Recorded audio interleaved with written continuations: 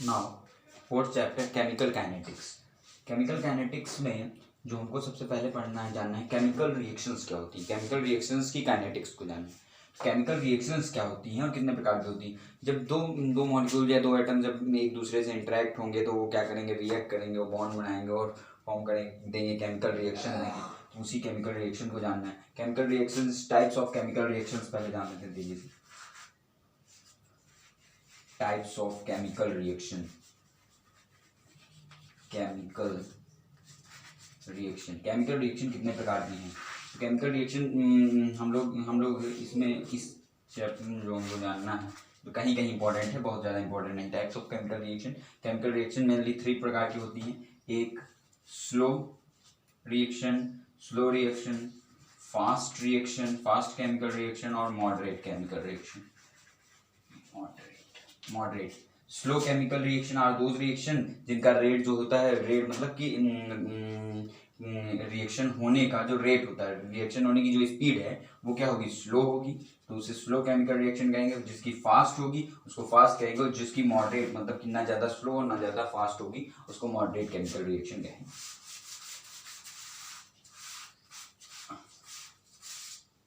अब देखो chemical reaction हमने जान लिया। अब इसके बाद हम लोग जानते हैं कि रेट ऑफ रिएक्शन क्या होता है। रेट ऑफ रिएक्शन क्या होता है कि द रेट या the speed by which the reactant decreases and the product increases. जैसे ये है A plus B give C plus D, तो rate at which the reactant decreases and product increases. किस रेट से प्रोडक्ट हमारा form हो रहा है और किस रेट से रिएक्टेंट, इधर से रिएक्टेंट के मॉलिक्यूल्स या मोल्स घट रहे हैं, कॉन्सेंट्रेशन इसका घट रहा है। तो rate of reaction may be defined as the decrease rate in concentration of reactant and the speed by which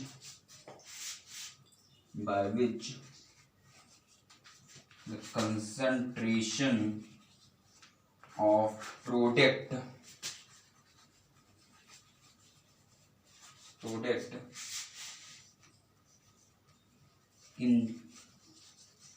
increases। The rate decrease होने का रेट रिएक्टेंट का और प्रोडक्ट के बढ़ने का जो होता है स्पीड, वही रेट ऑफ रिएक्शन कहलाती है।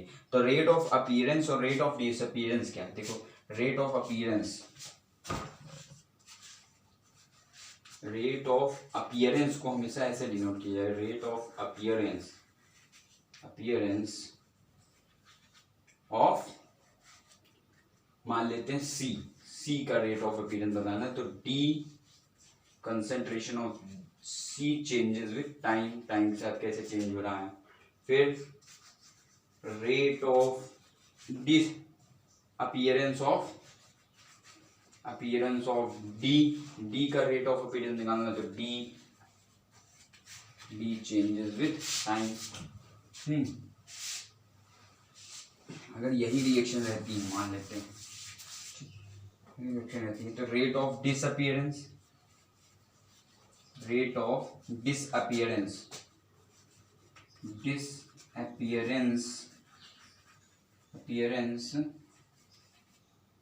ऑफ ए का रेट ऑफ डिसअपीयरेंस, तो इसमें क्या हो रहा है, रेट घट रही, तो माइनस डी एयर, मतलब कि कंसंट्रेशन जो है अपनी इनिशियल वैल्यू से डिक्रीज कर रहा है, कि यहाँ पे क्या लग जाएगा, निगेटिव साइन लग जाएगा रिएक्टेंट कहेंगे।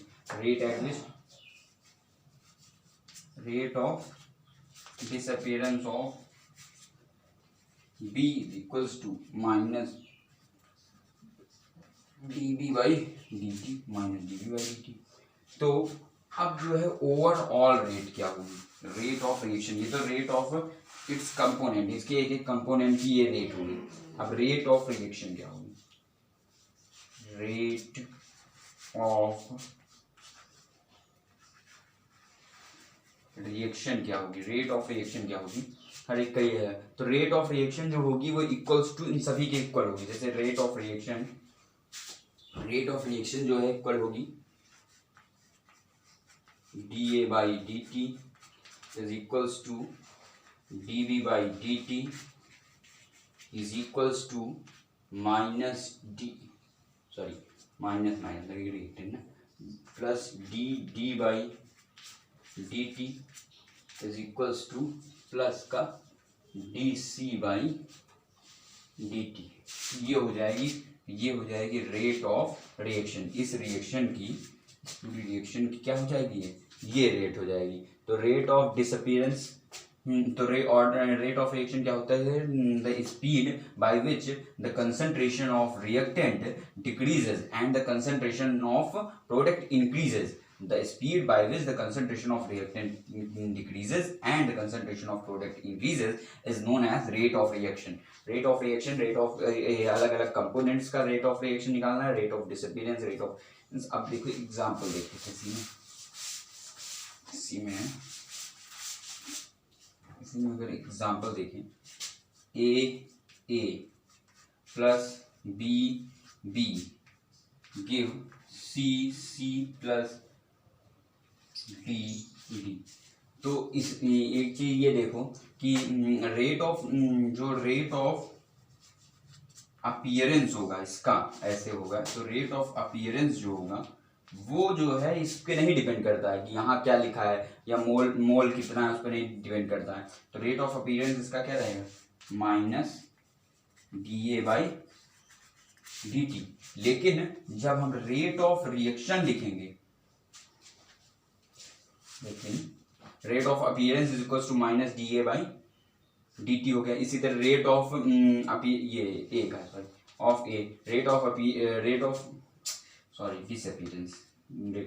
Rate of disappearance of A is equal to minus dA by dt हो गया। Rate of disappearance of B इसी तरह हो जाएगा तो minus dB by. Rate of appearance of C हो जाएगा तो dC बाई dt हो जाएगा। Rate of appearance of D हो जाएगा तो dd बाई d हो जाएगा। लेकिन यहाँ पे इनका कोई काम मोल का नहीं आ रहा। लेकिन जब हम रेट ऑफ रिएक्शन लिखेंगे तब इसका काम आएगा, यही नहीं लिख देंगे देखो, तब यहाँ हो जाएगा minus 1/A dA by dt is equals to minus 1/B dB by dt is equals to 1/C dC by dt is equals to 1/D dd by dt। तो ये जो हो गई रेट ऑफ रिएक्शंस की, ये सब क्या हो गई, रेट हो गई। कि रेट क्या हो, तो रेट ऑफ अपीयरेंस डिसअपीयरेंस का, और इन दोनों में अंतर समझे ना, कि rate of disappearance of A minus dA by dt, rate of disappearance of B minus dB by dt, rate of appearance of C dC by. मतलब स्मॉल का इसमें कोई यूज नहीं, लेकिन रेट ऑफ रिएक्शन में यूज रहेगा। तो rate of reaction हो गई ये। अब रेट ऑफ रिएक्शन जो है इसमें मेनली दो ही टाइप पढ़नी है, इंस्टेंटेनियस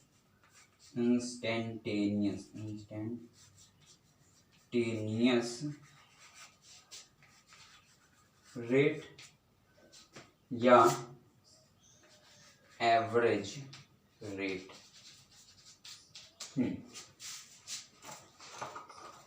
इंस्टेंटेनियस रेट और एवरेज रेट। इंस्टेंटेनियस रेट क्या होता है, the rate of the reaction at particular time या एट वन टाइम या एट पर्टिकुलर टाइम, तो एट स्मॉल टाइम। तो rate of reaction at particular instant of time, the rate of reaction at particular instant of time is known as what, instantaneous rate, and the rate for long period of time, the rate of reaction for long period of time, long period तक हम इसमें rate देखेंगे और उसका फिर average लेंगे। तो ये जो होता है rate of reaction for long period of time is known as what, average rate, and instantaneous rate, the rate of reaction at particular instant of time is known as instantaneous rate.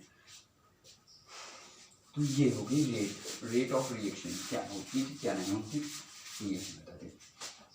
इसके बाद जो है, इसके बाद हम इसमें कौन से कॉन्सेप्ट ले लें। अब जैसे सबसे पहले लोमा। अब ये लोमा क्या है? लोमा देखो, जब रेट ऑफ रिएक्शन जान ली हमने, तो उसको रेट को कैसे डिक्रीज करेगा, किन किन फैक्टर्स पे डिपेंड करेगा, तो इसके लिए फिर तरह तरह के रूल्स आने लगे। लोमा जो है एक थ्योरेटिकल कॉन्सेप्ट दिया था लोगों ने। ये थ्योरेटिकल कॉन्सेप्ट है, थ्योरेटिकल कॉन्सेप्ट है, ये थ्योरेटिकल कॉन्सेप्ट है। इसका होता है law of mass action, law of mass action. इन्होंने बताया था, इनके अकॉर्डिंग क्या था कि जैसे कोई रिएक्शन दी है, AA plus BB gives CC plus DD, ये दिया हुआ है। तो इन्होंने बताया था कि रेट जो होती है, या लिख सकते हो dx/dt, रेट जो होती है वो किसके इक्वल होती है? K A की पावर A और B की पावर B। इन्होंने बताया था कि रेट जो है, यहाँ पर ये क्या है, रेट कांस्टेंट, ठीक। ये इन्होंने बताया था रेट जो होगी, ये इन्होंने अच्छा ये रेट कांस्टेंट ये नहीं बता पाया था, लोमा में ये नहीं बता पाया कि ये रेट कांस्टेंट, ये इन्होंने बताया कि प्रोपोर्शनैलिटी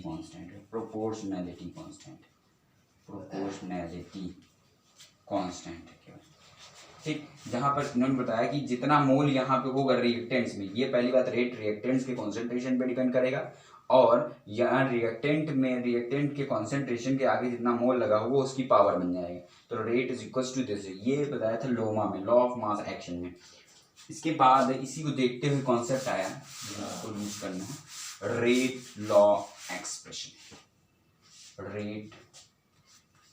रेट लॉ है, इसी से रेट लॉ में क्या था कि सेम रिएक्शन जैसे हम ले लेते हैं, AA plus BB gives CC plus DD, जैसे ये हमने ले लिया।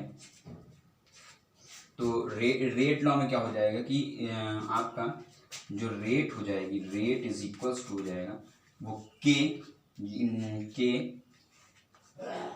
A की पावर X और B की पावर Y हो जाएगा। इसमें क्या बताया कि रेट लॉ एक्सप्रेशन बताया, rate of the reaction is equal to the product of rate constant, इसको बताया K को rate constant and the reactant, the concentration of reactants whose power may or may not equal to the mole of the A and B, A और B के मोल के equal हो भी सकती है।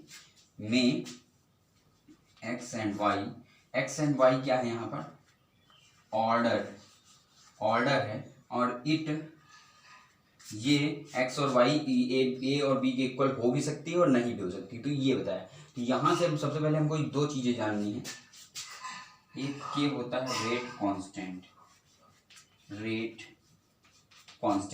कांस्टेंट होता है, और XY जो होता है वो क्या होता है? ऑर्डर ऑफ रिएक्शन होता है, ठीक।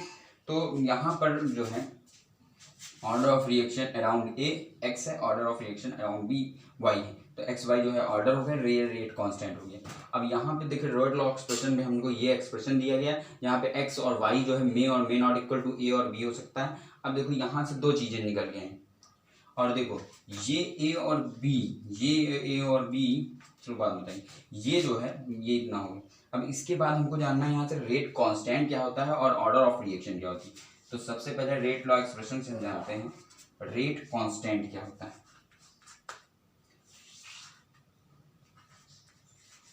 रेट कांस्टेंट क्या होता है? तो रेट कांस्टेंट एक प्रकार का प्रोपोर्शनैलिटी कांस्टेंट है, प्रोपोर्शनलिटी कांस्टेंट है, प्रोपोर्शनलिटी कांस्टेंट है मान लेते हैं। ये जो है क्या है कि ये रिएक्टेंट्स पे डिपेंड नहीं करता। जैसे रेट ऑफ रिएक्शन जो है वो रिएक्टेंट्स पे डिपेंड कर रहा, ऑर्डर ऑफ रिएक्शन ऑर्डर पे डिपेंड कर रहा, लेकिन रेट कांस्टेंट जो है may not depend upon the concentration of reactant, it does not depend upon the concentration of reactant. And इसकी डिफिनेशन ऐसे लिखेंगे, it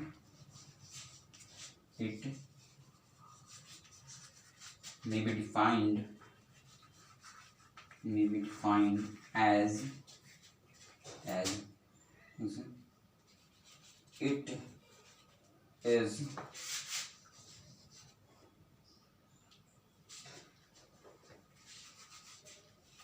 defined as the rate of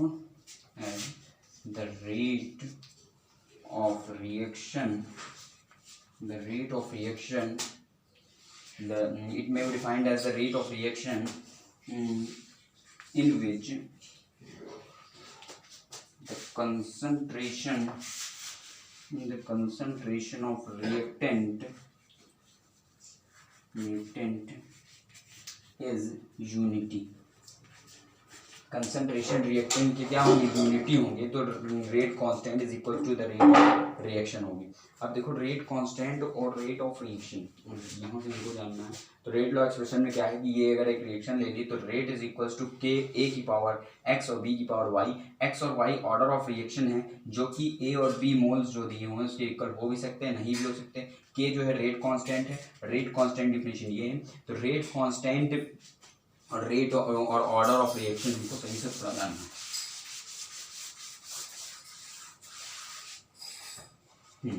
तो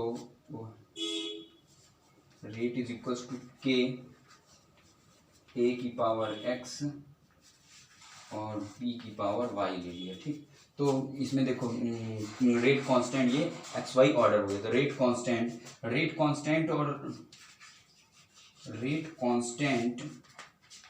और रेट रिएक्शन में क्या अंतर है, अगर हम जानते हैं, कोशिश करते हैं। रेट रिएक्शन में क्या अंतर है, देखो रेट कांस्टेंट जो है ये concentration of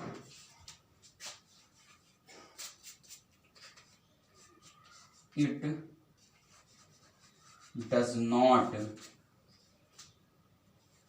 depend on concentration of reactant के कंसंट्रेशन पे ये डिपेंड नहीं करता है। और रेट ऑफ रिएक्शन जो है ये क्या करता है, it depends on concentration of reactants के कंसंट्रेशन पे डिपेंड करता है, डिपेंड नहीं करता है। ये जो है देखो, ये जो है एक एक्सपेरिमेंटल वैल्यू है। ये रेट कांस्टेंट जो है वो एक प्रकार की क्या है, एक्सपेरिमेंटल वैल्यू है। और रेट ऑफ रिएक्शन क्या है, कैलकुलेटेड वैल्यू। ये एक प्रकार कैलकुलेटेड वैल्यू है, ये एक प्रकार की एक्सपेरिमेंटल वैल्यू है। तो रेट कांस्टेंट एक प्रोपोर्शनलिटी कांस्टेंट है जो कि फैक्टर डिपेंड करता है। ये रेट कांस्टेंट नेचर पे केवल डिपेंड करेगा, रेट ऑफ रिएक्शन नेचर नहीं, कैलकुलेटेड वैल्यू। तो रेट कांस्टेंट जो है वो केवल किस पे डिपेंड करेगा, नेचर पे डिपेंड करेगा, ठीक। अब इसके बाद ऑर्डर ऑफ रिएक्शन, ऑर्डर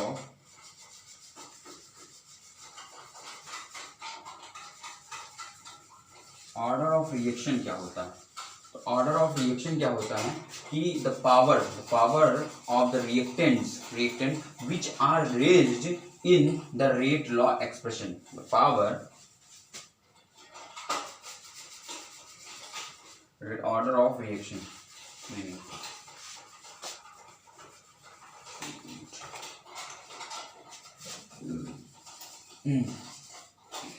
देखो ऑर्डर ऑफ रिएक्शन जो हो जाएगा, ऑर्डर पे कोस लिखेंगे, ऑर्डर ऑफ रिएक्शन जो हो जाएगा क्या हो जाएगा, x प्लस वाई हो जाएगा। तो it is the some,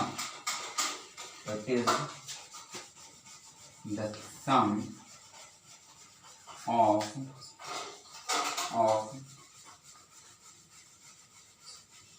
power of reactants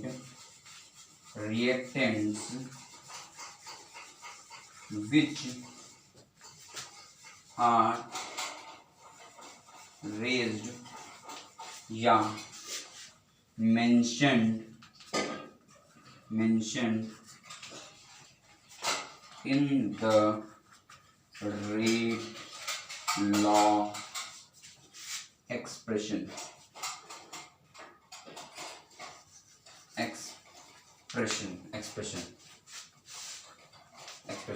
It is the sum of the power of reactants which are raised or mentioned in the rate law expression. Rate law expression में जो power reactants की जो power mention है उनके सम को हम order of reaction कहते हैं. क्या कहते हैं कि जो रेट लॉ एक्सप्रेशन में रिएक्टेंट्स की पावर है उनके सम को हम लोग ऑर्डर ऑफ रिएक्शन कहते हैं. उनके सम को कहते हैं ऑर्डर ऑफ रिएक्शन कहते हैं. अब ऑर्डर ऑफ रिएक्शन जो है वो एक एक्सपेरिमेंटल कॉन्सेप्ट है. ये एक्सपेरिमेंट के द्वारा यहाँ पे निकाला जाता है कि order of reaction x plus y या x और y यहाँ ही होगा कि order of reaction through A is x and order through B is y. Order of reactant A is x and order of reactant B is y. अलग अलग order भी निकाला जाता है. ऑर्डर ऑफ A x है, order y, ये order of reaction. अब इसके बाद एक और कॉन्सेप्ट है इसी से related, order of molecularity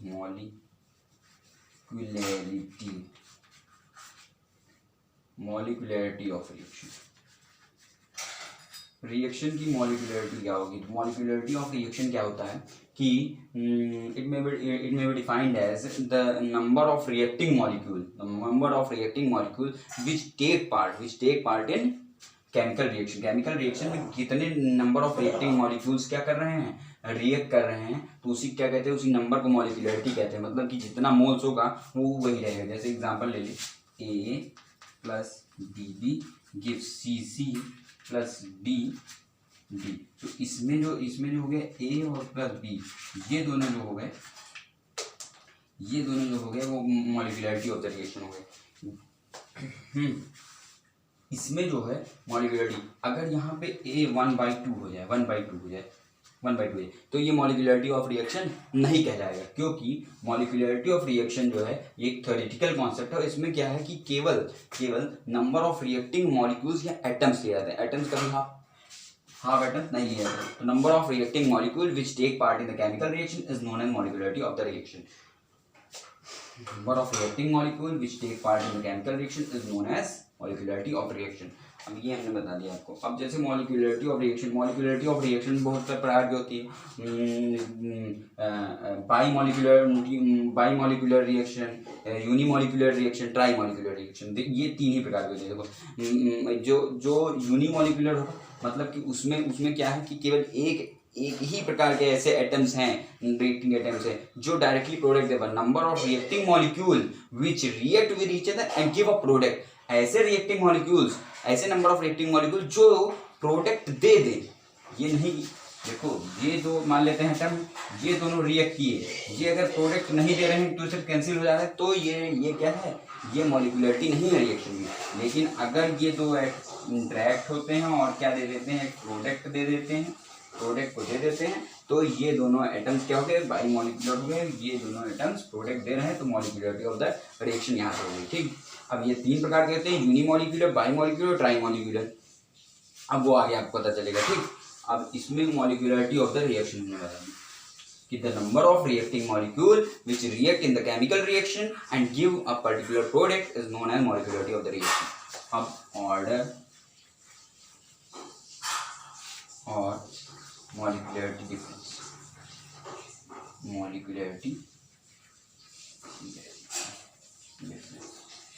order और मॉलिक्यूलरिटी ऑफ रिएक्शन में क्या अंतर है कि देखो ये क्या होता है कि ऑर्डर ऑफ रिएक्शन ये पावर है जो कि रेट लॉ एक्सप्रेशन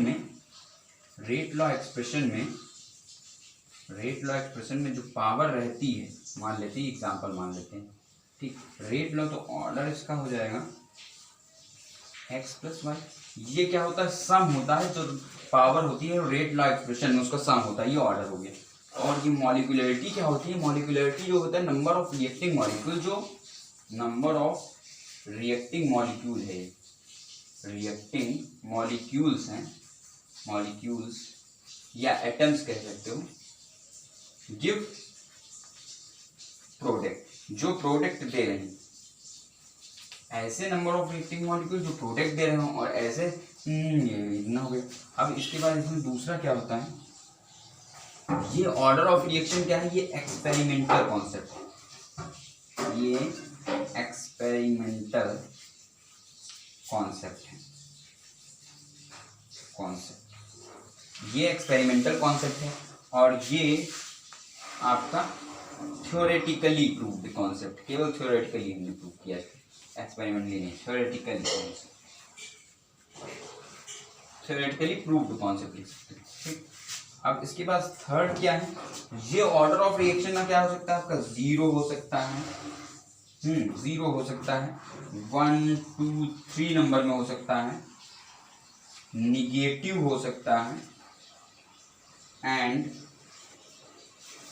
फ्रैक्शनल हो सकता है, फ्रैक्शनल होता है। तो ऑर्डर ऑफ रिएक्शन हमारा जीरो हो सकता है, नेचुरल नंबर में हो सकता है 1 2 3 up to so on n तक, ठीक, और निगेटिव भी हो सकता है, और फ्रैक्शनल नंबर में भी हो सकता है, फ्रैक्शनल नंबर में भी हो सकता है, ठीक।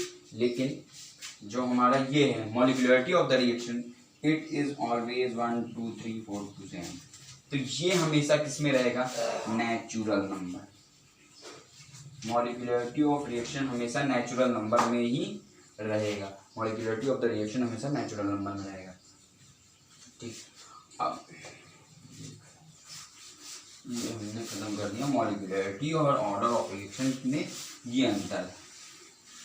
अब इसके बाद अगर हम जानते हैं, अब इसके बाद हमने सारी चीज़ें जान ली, अब हमको रेट निकालना जानना है, रेट निकालना जानना है, और रेट जो है किस अंतर से, देखो रेट, अगर रेट इक्वल टू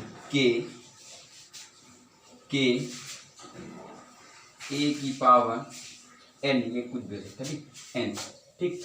तो अब जो रेट है हमारा, रेट है, ये रेट ऑफ रिएक्शन है, ये रेट कांस्टेंट है। अब रेट जो है वो केवल ना केवल किससे चेंज हो रहा है, लगातार, लगातार किससे चेंज हो रहा है, ये तो मतलब कि ऐसे ही वैल्यूज हैं, ये भी ऐसे वैल्यूज है, ये किससे लगातार चेंज हो रहा है, ये लगातार इससे चेंज हो रहा है, ऑर्डर ऑफ रिएक्शन से। तो ऑर्डर ऑफ रिएक्शन जितनी होगी उस हिसाब से रेट में बदलाव आते जाएंगे। तो ऑर्डर ऑफ रिएक्शन के हिसाब से हम देखते हैं ऑर्डर ऑफ रिएक्शन।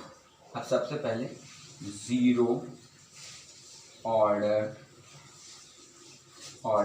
रिएक्शन, ऐसी रिएक्शन जिसमें ऑर्डर जीरो, मतलब अगर रिएक्टेंट है, ये आर हमने ले लिया, अगर वो कोई प्रोडक्ट दे रहा है, तो at t is equals to zero, t जब तक जीरो रहेगा तो यहाँ पर कंसंट्रेशन रिएक्टेंट का क्या रहेगा, आर नॉट रहेगा, मान लेते हैं, ठीक। एट टाइम टी पे भी ये डिपेंड नहीं कर रहा। तो देखो अब जैसे कॉन्सेप्ट हम लगाते हैं, तो कॉन्सेप्ट इसमें ये है कि सबसे पहले आपका जो रेट होता है, रेट वो होता है is equals to reactant is this, तो minus B R by D T हम ले लेते हैं। ये हमने सबसे पहले सीखा था कि रेट हम कैसे दिए, rate of disappearance of this which is equals to, from this concept rate law, तो k r raise to the power zero, क्योंकि जीरो ऑर्डर रिएक्शन है तो के रेट कॉन्स्टेंट और आर की पावर जीरो हो जाएगा। तो अब ये देखिए इज इक्वल्स टू आया minus d r upon d t is equals to k into one, क्योंकि वहां पर जीरो है, ठीक। अब ये हो जाएगा minus d r is equals to k d t. अब नाउ इंटीग्रेटिंग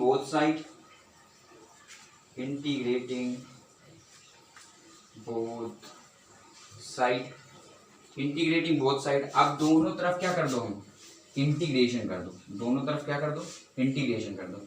अगर हम दोनों तरफ इंटीग्रेशन देखें, इतना कर लिए, देखो रिएक्टेंट से प्रोडक्ट बना। अब जब टाइम जीरो रहेगा तब हमारा रिएक्टेंट ये रहेगा, आर नॉट मान लेते हैं। तो रेट जो है हमारा वो क्या होता है, minus reactant minus rate of disappearance of reactant is equals to the k r की पावर जीरो, क्योंकि रिएक्टेंट है उसकी रेस टू पावर जीरो है, क्योंकि जीरो ऑर्डर रिएक्शन है। फिर उसके बाद यहाँ देखते हैं, फिर इसके बाद इसका इंटीग्रेशन कर दें।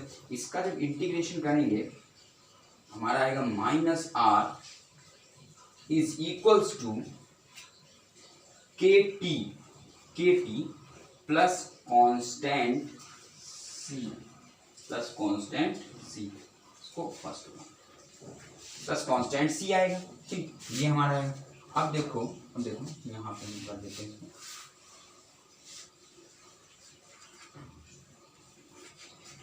प्रोडक्ट। ठीक, अब देखो, अब जैसे यहाँ पे देखते हैं ये है, तो माइनस आर इज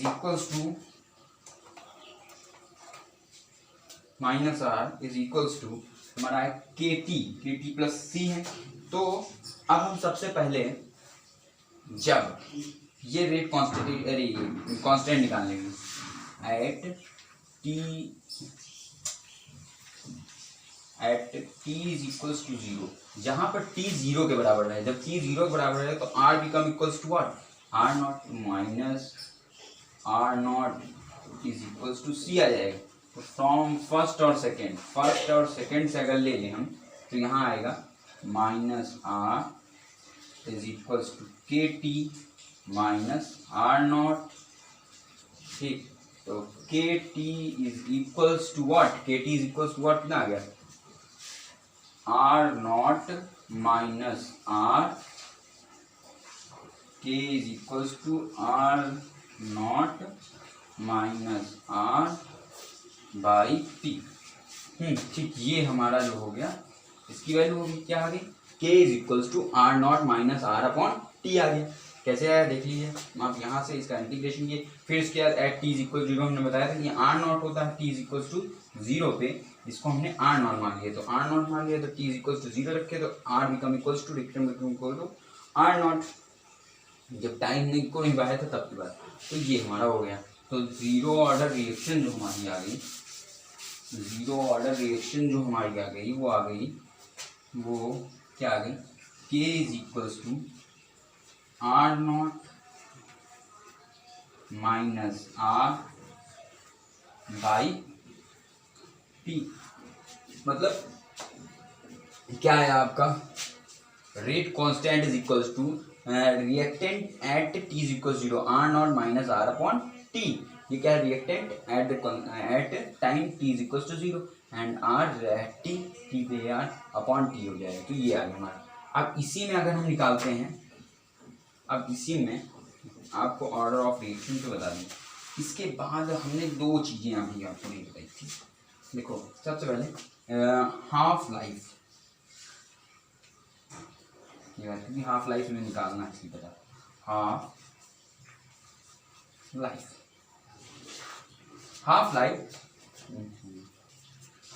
क्या होता है, half life it is the time eight which the concentration of reactant becomes its half value. It is the time at which the concentration of reactant becomes its half value. It is the time, ये क्या है, half life जो है कैसा time है जब concentration of reactant जो हमारा आधी वैल्यू पे चला जाए। तो half life it is represented by T half, इसको हम लोग टी हाफ या टाउ से रिप्रेजेंट करते हैं, टी हाफ या टाउ से रिप्रेजेंट करते हैं। टी हाफ या तो टाउ, ये दो चीज़ों से रिप्रेजेंट इसको किया जाता है। ठीक, अब देखो, इट इज द टाइम, ये हमने क्या बताया, it is the time eight which the concentration of reactant becomes its half value. अब इसको अगर हमको निकालना है हाफ लाइफ ऑफ दिस, इसका zero order reaction half life ऐसे रिप्रेजेंट करेंगे। हाँ,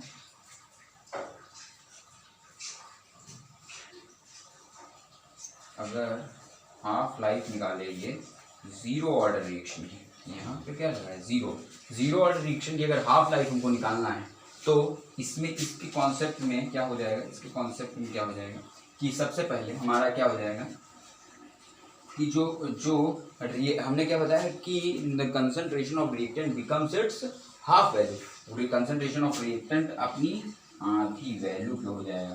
तो हमारा जो हो जाएगा, तो हमारा ये जो हो जाएगा R becomes equals to R0/2। R becomes equals to half of its reactant concentration। तो ये हो जाएगा, तो K is equals to R0 minus R0/2 upon T half। Then T half is equals to हो जाएगा this to R0 upon 2K। T half जो है हमारा क्या हो गया, T half life of zero order reaction, zero order ऐसे लिख दिया जाए, हाफ लाइफ, ये जीरो है, half life of zero order reaction is equals to R0 upon 2K। Half life of zero order reaction, यहाँ से पहले हमने इसका रेट कांस्टेंट निकाला, फिर उसके बाद क्या है, half life of zero order reaction is equals to R0/2K। Half life क्या होता है, the reaction at which the concentration of reactant becomes its half value, उसकी हाफ वैल्यू पे रिएक्शन की रिएक्टेंट पहुंच गया, ये रिएक्टेंट है वो अपनी हाफ वैल्यू पे पहुंच गया, इनिशियल वैल्यू ये है ना, उसकी आधी वैल्यू। तो ये